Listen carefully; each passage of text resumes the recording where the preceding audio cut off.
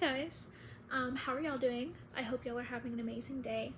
I have kind of a different video for y'all today, so I hope that's okay. I hope you don't mind.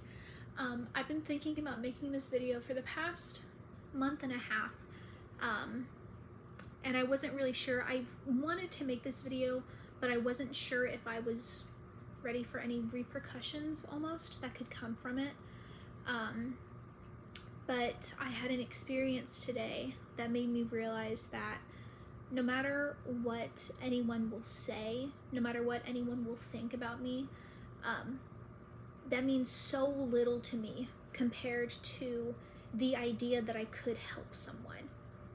The idea of someone talking bad about me for this video means so much less to me than the idea of someone being able to get help, or someone being able just to be comforted by the knowledge that someone else feels the way that they feel.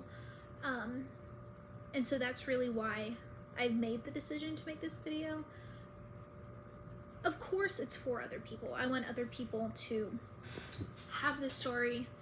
I want to be able to help anyone that I can help by telling this story, but it's also for me. Growing up, my household, there were so many secrets. Like one big thing with my family, and my parents are going to be so angry at me for saying this, is there's a lot of like family secrets. Like there are certain things that you don't discuss outside of the family, and if you do, like mom and dad will get super angry at you because, oh, these are family issues. They're family issues. It's not something that you talk about with other people. And I understand it, and I don't like it. And I don't want to live my life like that. I don't want to live my life scared of other people knowing too much about me, or other people being able to use what they know about me against me. I don't want to live in that fear. I don't want to be scared of being vulnerable. I don't want to be scared of people knowing about my experiences. I don't want to be scared of being looked down on or being stigmatized or whatever for the things that I've been through. Because it doesn't mean anything. In the long run, it doesn't mean anything. And I know that I'm only where I'm at because God has brought me here, and that's not something that I'm ashamed of. So yeah, I spent some time in the mental hospital. It was mid-October. I was there for about 2 or 3 days, and I was hospitalized due to suicidal ideations. For as long as I can imagine back, I think it started when I was around 12 or 13, I have been struggling with a lot of depression. Depression is sort of like my default. It's what I sort of gravitate towards. And I always just thought that that's how it is. Like, oh, everybody's sad. Or, oh, everybody can, like, nobody can imagine their future. What? Nope, like, everybody feels like this. And the suicidal ideations probably started when I was around 14, 15 years old. And again, it was like, oh, everybody thinks like this. You know, and being on social media as a child probably had a huge impact on that, because everybody's talking about killing themselves and everybody jokes about that kind of stuff. So it was just something that I thought, maybe not that I thought everyone dealt with, but I didn't think it was as big of a deal as people in my life made it out to be. Until a week before I went to the hospital, the Monday actually before I left to go to the mental hospital, I wanted to die. I wanted to commit suicide.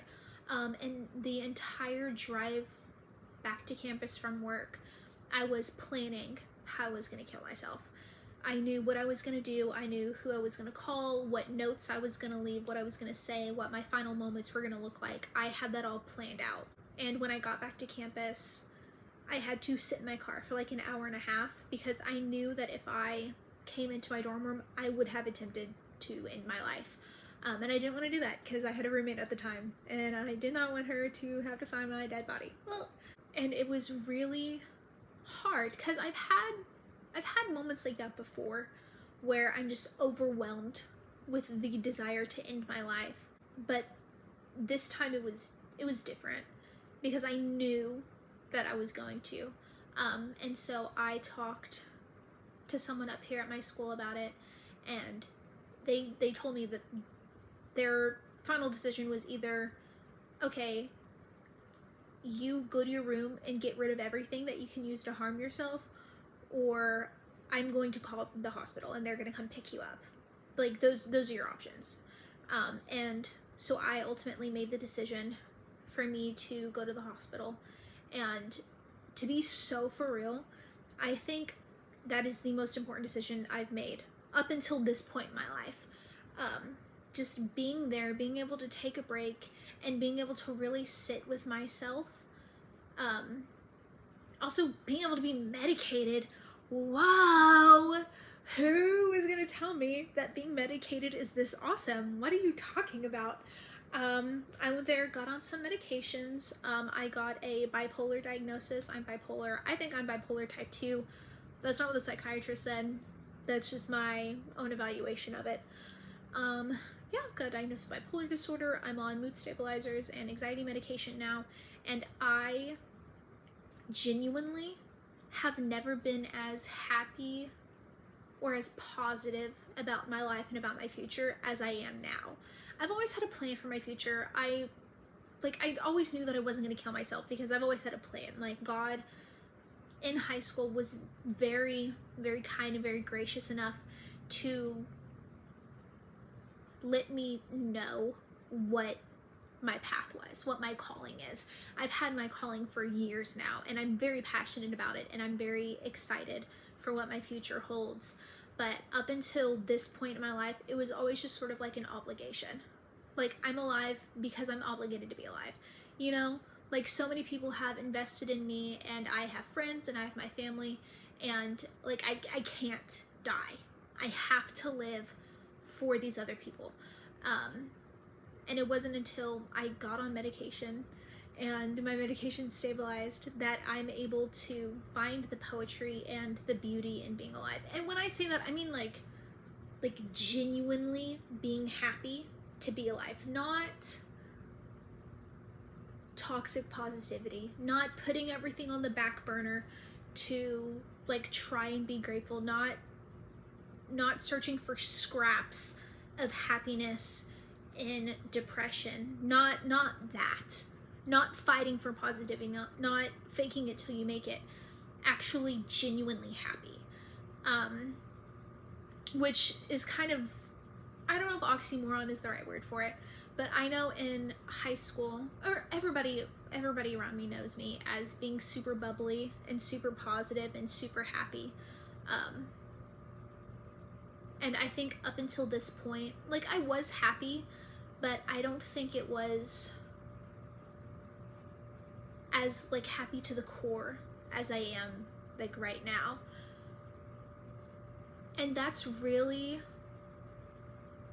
so weird to say, because when you've lived in darkness for so long, it's hard to come out of that and realize how you were living.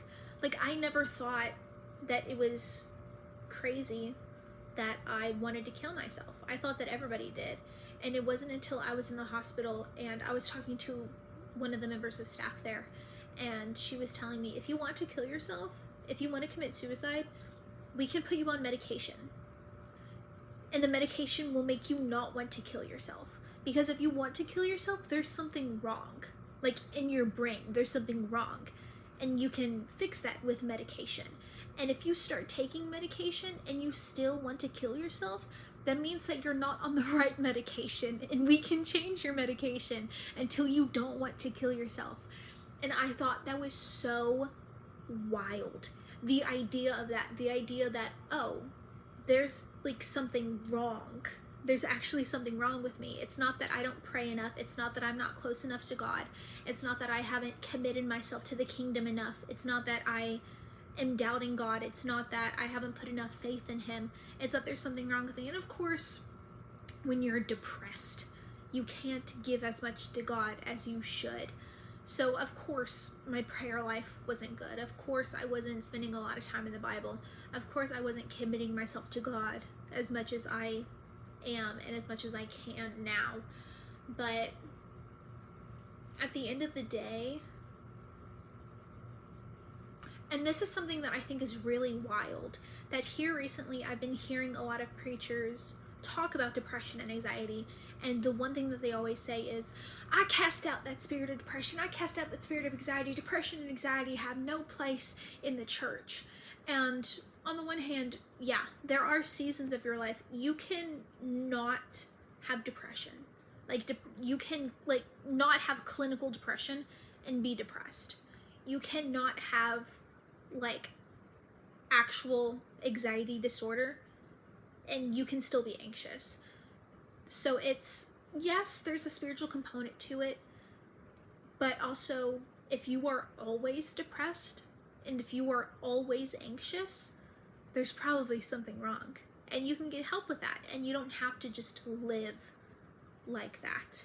You don't have to just be depressed. You don't have to just be anxious. Of course, prayer and being in the Word of God helps. But I know for me, it never really did. Because I'm bipolar. I have an actual, like, mental disorder. And I'm on medication for it now. And it's helped so much. There is not a single statement that I disagree with less than just pray it away, because you can't, or you shouldn't. I have never once prayed that God take away my depression and my anxiety, and He actually does, because, listen, follow, stay with me here. I know this is really controversial, and we live in Southeast Texas, and there's a lot of stigma around it, but listen to me for 2 seconds. You are not your feelings. First of all, you are not your feelings.